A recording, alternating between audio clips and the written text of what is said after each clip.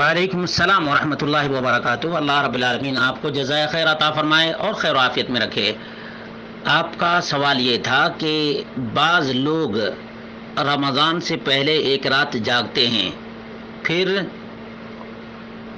رمضان کے آخری عشرے میں ایک رات جاگ کر اور اسی کو شب قدر سمجھتے ہیں، تو قرآن و سنت کی روشنی میں بتائیے کہ کیسے شب قدر تلاش کرنا چاہیے؟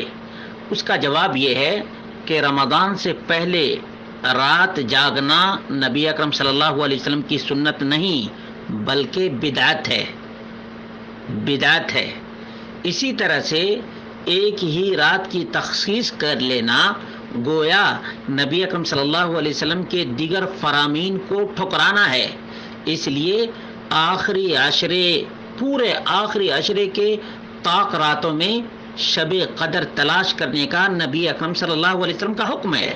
چنانچہ ام المومنین عائشہ رضی اللہ تعالی عنہا فرماتی ہیں ان رسول اللہ صلی اللہ علیہ وسلم قال تحروا لیلۃ القدر فی الوتر من العشر الاواخر من رمضان، رواہ البخاری، حدیث نمبر 2017۔ شب قدر رمضان کے آخری عشرے میں طاق راتوں میں تلاش کرو۔ رمضان کے آخری عشرے کے طاق یعنی 21، 23، 25، 27، 29 ان راتوں میں جاگ کر، بیدار ہو کر، عبادت کر کے، اللہ سے مناجات کر کے ان راتوں کو تلاش کرنا چاہیے۔ تحروا لیلۃ القدر۔ اسی طرح سے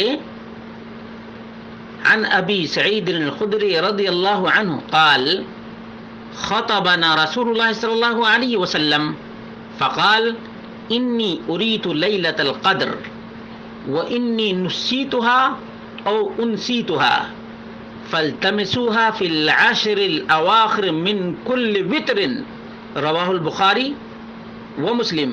البخاری حدیث نمبر 2036 اور مسلم 1167۔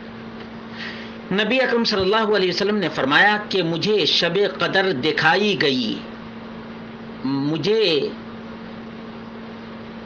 بھول سے دوچار کر دیا گیا، مجھ سے یہ رات بھلا دی گئی، لہذا ہر طاق رمضان کے آخری عشرے کے ہر طاق رات میں شب قدر کو تلاش کرو۔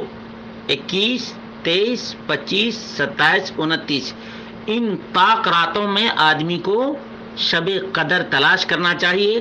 تلاش کا مطلب کیا ہے کہ جب آخری عشرے میں جاگے گا آدمی، بیدار ہوگا، جیسے اللہ کے رسول صلی اللہ علیہ وسلم آخری عشرے میں خود بیدار رہا کرتے تھے،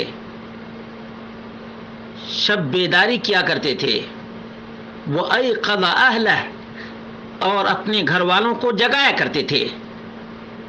یہ فرمان مصطفیٰ صلی اللہ علیہ وسلم ہے، اور یہ وہ عادات ہیں جن کو اللہ کے رسول صلی اللہ علیہ وسلم نے رمضان کے آخری عشرے میں اپنایا تھا۔ اللہ رب العالمین نے فرمایا یا ایھا الذین آمنوا قوا انفسکم واہلیکم نارا، اے ایمان والو